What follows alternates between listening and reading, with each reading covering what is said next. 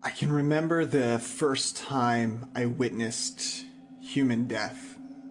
I was 19 years old, pinned down in the field in the middle of southern Afghanistan, about 30 miles north of the Pakistani border. I was with 3rd Battalion, 6th Marines.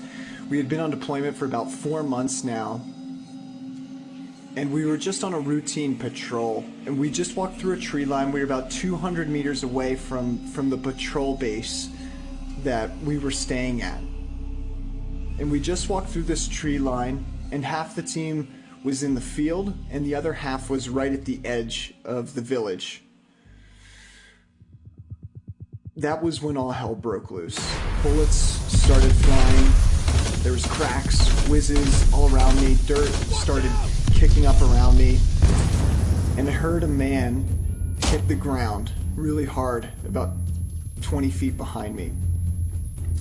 And I just remember thinking in that moment, I just have to get to cover as quickly as possible. So I low crawled 20 yards to my left and took cover behind this small clay wall. And I remember looking out into the field that I just low crawled from, and I saw an entire team of 4 men trapped in the field. And they were all laying down between the mounds in the farmer's field, where the machine or the equipment tills the ground. And one man was face down in the dirt and he wasn't moving.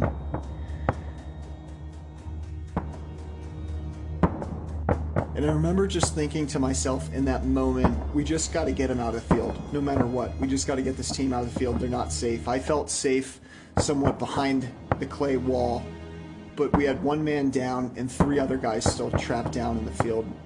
And at that time, my machine gunner was next to me.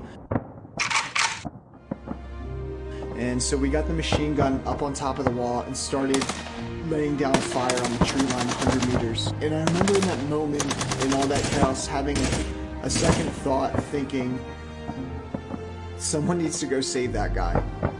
Someone just needs to check in on him. And he was face down in the dirt, not moving at all.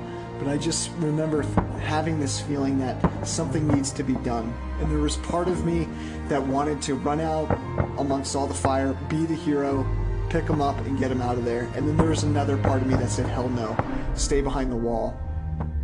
And I remember that moment, I had someone tap me on the shoulder, and it was one of my staff sergeants, Staff Sergeant Mendoza.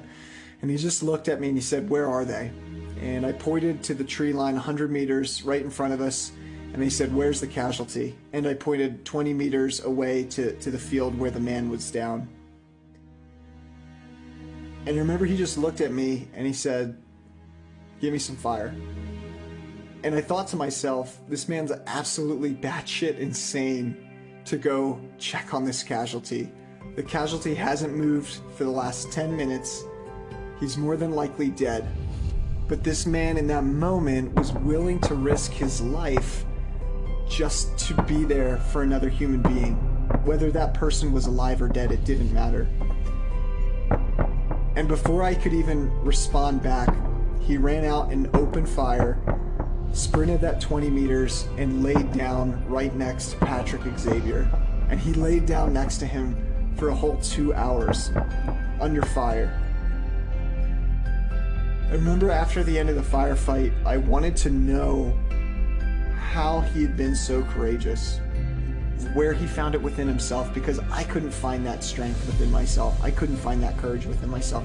And he looked at me and he said, I didn't even think about it. I just did it. I blacked out. I just did it. It just felt right. And so I followed that.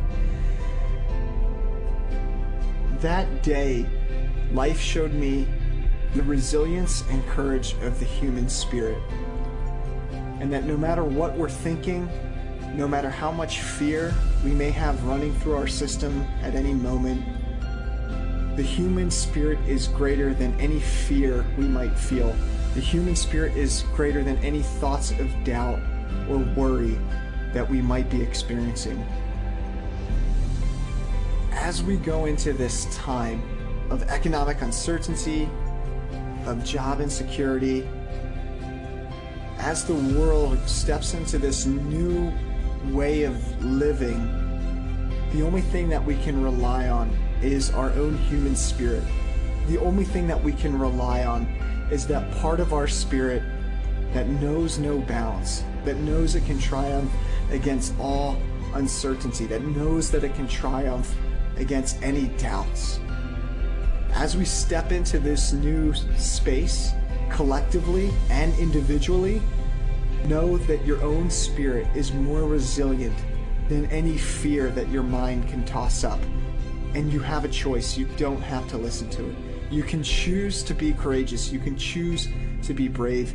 You can choose to be resilient. That moment, Life and Staff Sergeant Mendoza showed me that there's a greater, higher way of living.